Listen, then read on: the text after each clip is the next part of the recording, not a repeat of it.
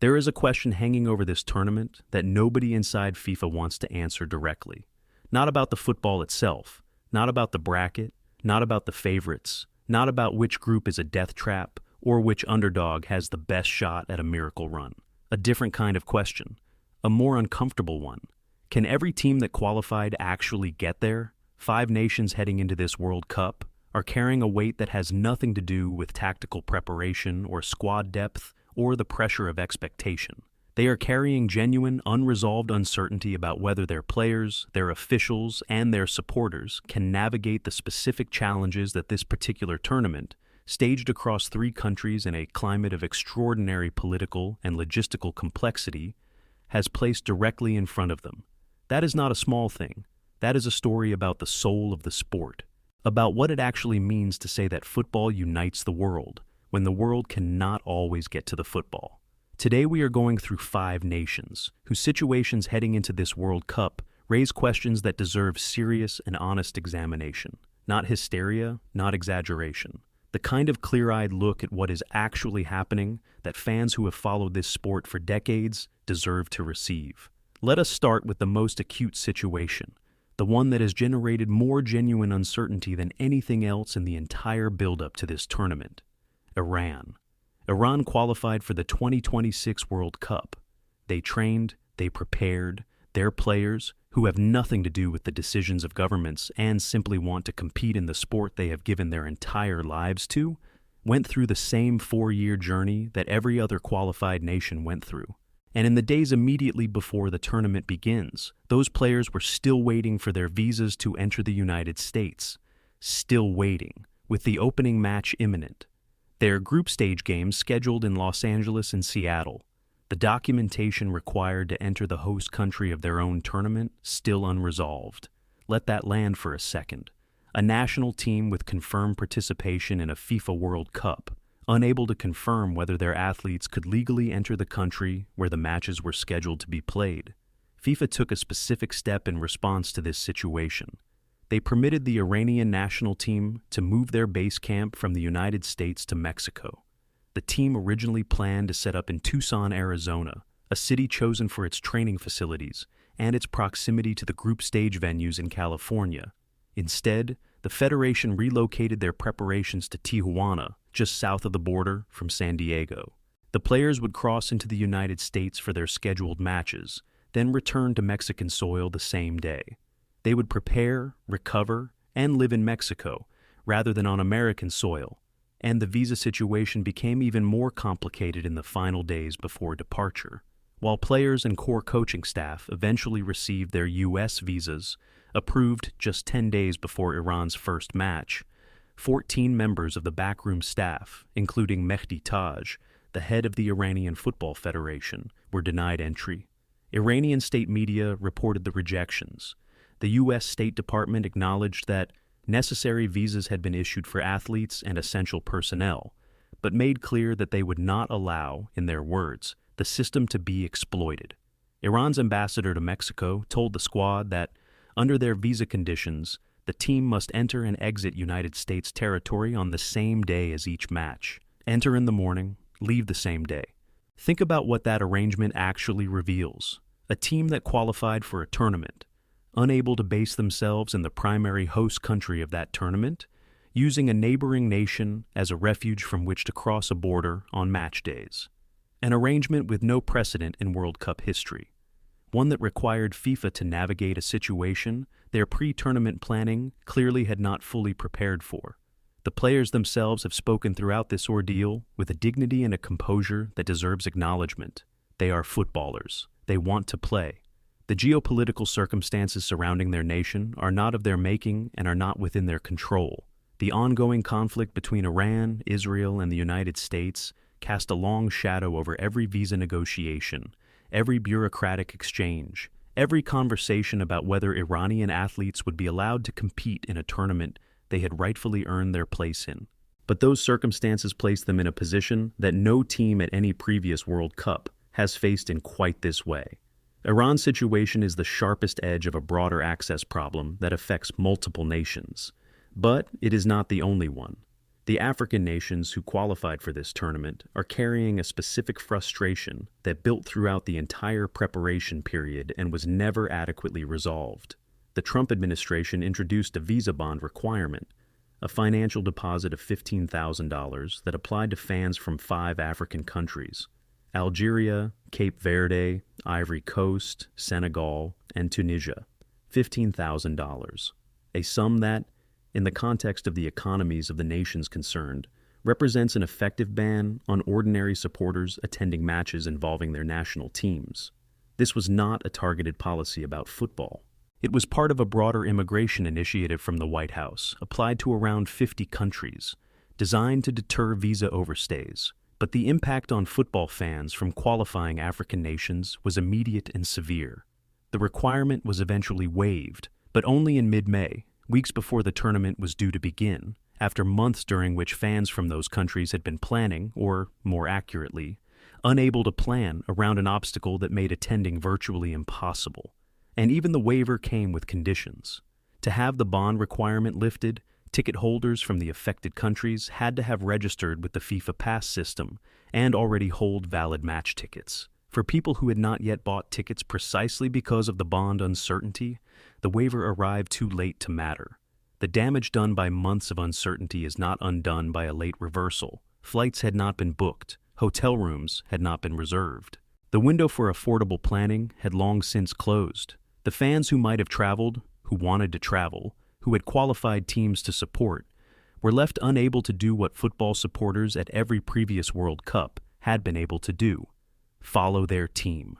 This is not an abstract injustice. This is a grandmother in Dakar who cannot watch her country play at a World Cup. A group of friends in Yaoundé who followed every qualifying match and cannot get to the tournament they qualified for. Real people, real supporters, real football, and a bureaucratic barrier that stood between them and the game they love. The waiver came, but the timing tells you everything you need to know about how the needs of African supporters were weighted in the planning of this tournament.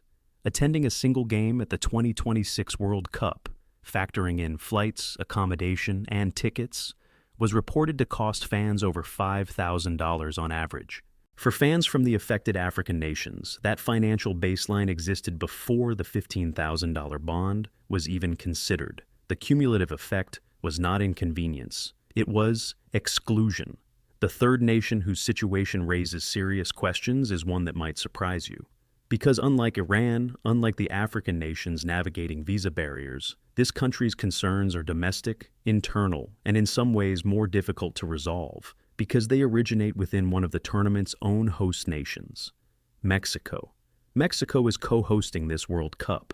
They are staging 13 matches, including games in Mexico City and Guadalajara. The Azteca, newly renamed as part of a sponsorship arrangement, but historically unchanged in its significance, is hosting the opening match. Mexico's contribution to this tournament in terms of football culture, passion, and atmosphere is irreplaceable. This is a nation that has hosted 2 World Cups before. The country understands what tournament football requires. The organizational competence is there. The passion is genuine and deep. And yet, in the weeks before the tournament began, a serious security incident occurred at one of Mexico's most visited tourist sites. A lone gunman opened fire at the top of the Teotihuacan Pyramids, a UNESCO World Heritage Site and one of the most visited attractions in the entire country. 1 Canadian tourist was killed, 13 others were injured. The incident raised immediate and serious questions about security protocols in the run-up to a tournament that will bring hundreds of thousands of international visitors to Mexican cities. Mexican authorities responded firmly. Additional security measures were announced. FIFA expressed confidence in the hosting arrangements, but the questions raised by the Teotihuacan incident sit alongside a broader security conversation that has been running throughout Mexico's preparation period. The state of Jalisco, where Guadalajara is located and where 4 World Cup matches are scheduled, has been at the center of security concerns related to cartel activity following a significant law enforcement operation earlier this year. The intersection of organized crime, large crowds, and international attention is a combination that security planners everywhere take seriously. And the Jalisco situation added a layer of complexity to Mexico's hosting picture that responsible journalism cannot simply wave away. The realistic expectation is that the matches in Mexican cities will be staged safely, and that the atmosphere at the Azteca in particular will be everything a World Cup opening should be. But the questions are real, and the fans traveling to Mexican host cities deserve to know those questions are being taken seriously rather than dismissed. FIFA's total confidence is noted. Mexican authorities' commitment to comprehensive security is noted. And the underlying reality of the security landscape in certain regions of Mexico is also noted, because it is not conjecture, it is documented context. The fourth nation is one whose situation illustrates something important about the access problem from a completely different angle: the Netherlands. The Dutch qualified for this tournament with a squad of genuine quality. Their supporters, among the most committed and most colorful traveling fans in world football, had every expectation of making the journey to North America in significant numbers. They had done it before. They would do it again.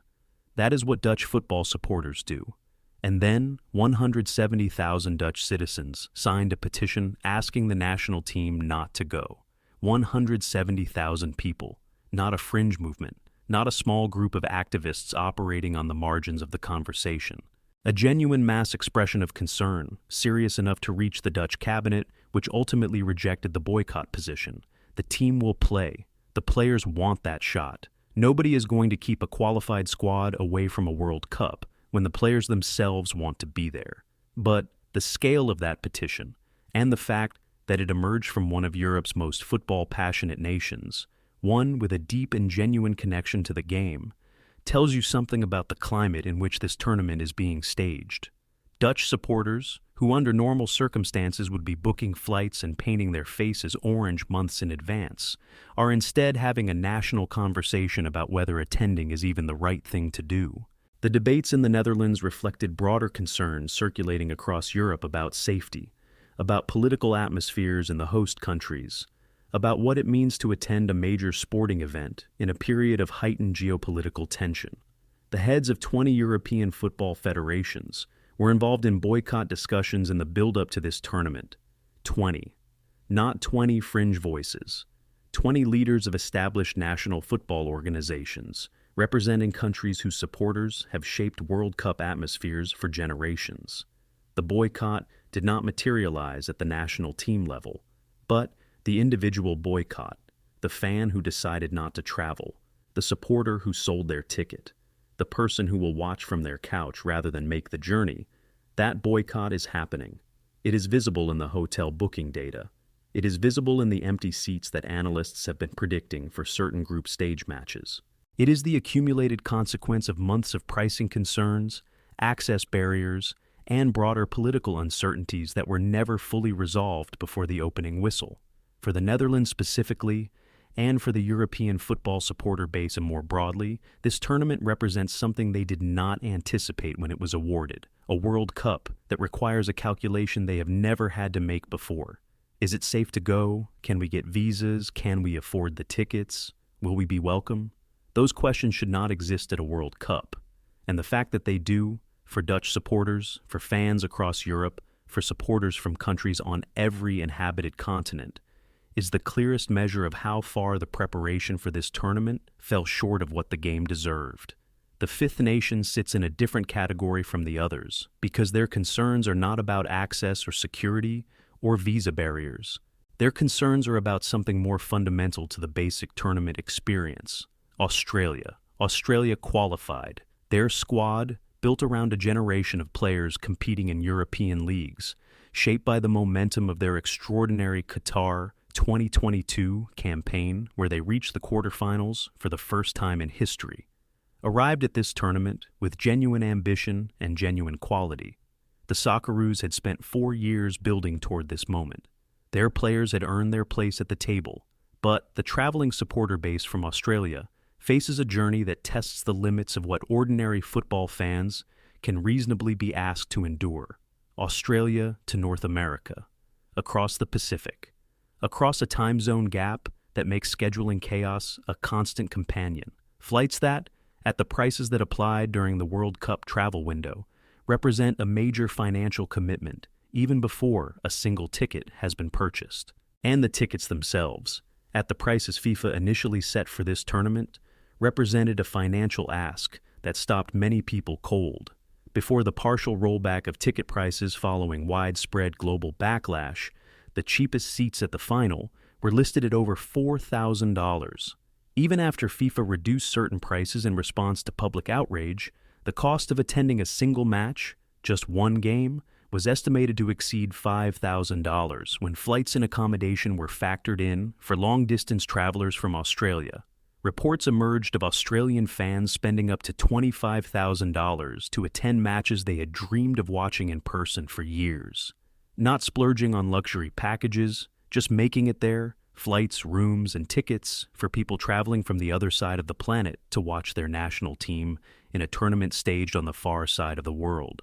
Australian football supporters have long been among the most committed long-distance travelers in the game. The fans who went to Germany in 2006, South Africa in 2010, Brazil in 2014. Those people made sacrifices that reflected a genuine, deep love for the sport and their national team. This tournament has asked them to make those same sacrifices against a backdrop of prices that increased dramatically from the previous edition and access barriers that made the planning process more complex than it has ever been. Football Australia stepped in to work with FIFA to secure reduced-price tickets, $90 seats made available for the most devoted Socceroos supporters through a dedicated program. The effort was genuine and the intent was right, but the scale of the problem was larger than any federation-level intervention could fully address. The result is a traveling Australian supporter contingent expected to be significantly smaller than what Qatar produced. Not because the passion has diminished, because the practical calculation has shifted in ways that exclude people who would otherwise be there, who want to be there, and who cannot make the numbers work. What ties all 5 of these nations together, Iran, the African nations, Mexico, the Netherlands, Australia, is that their situations are different in their specific nature, but connected by a single thread. The 2026 World Cup was the first to have human rights criteria formally embedded in the bidding process. Every host city published a plan declaring the ways it would promote human rights and ensure inclusive access. The language of inclusion and welcome and access was built into the foundation of how this tournament was conceived and how it was awarded.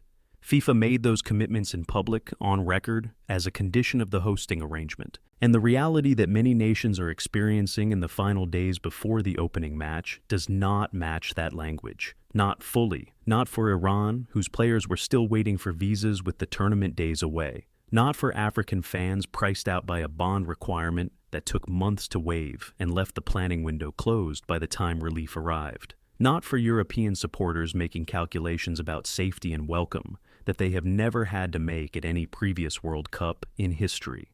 Not for Australians who love this sport and simply cannot afford to get there.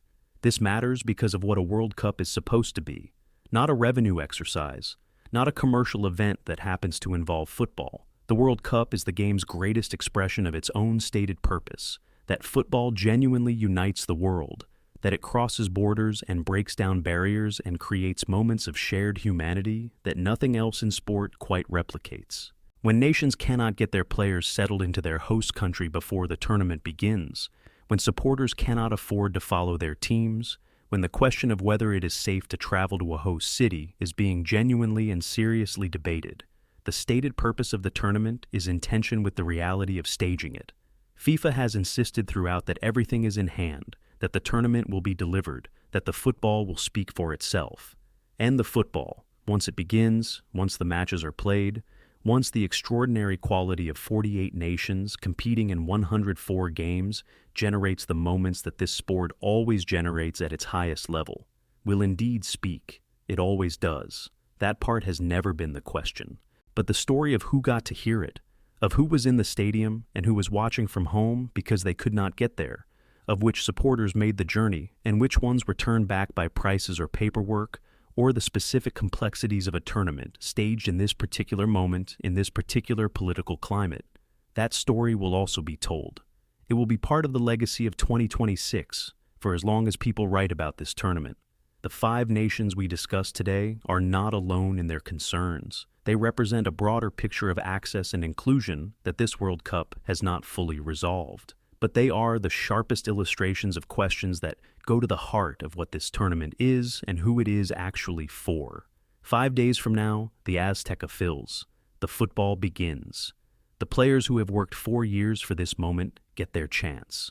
And however complicated the path to that moment has been, the Iranian players waiting for visas in Antalya, the African supporters priced out by bond requirements, the European fans weighing a decision their parents never once had to make at any previous tournament, the Australians who did the math and couldn't make it work. When that first ball is kicked in Mexico City, the game will be there, doing what the game has always done, transcending the circumstances around it, producing something that the people who love football recognize immediately, regardless of where they are watching from, whether from a seat in the Azteca or a sofa on the other side of the world. The game is bigger than all of it. That does not mean the questions go away. It means they will still be waiting when the final whistle blows.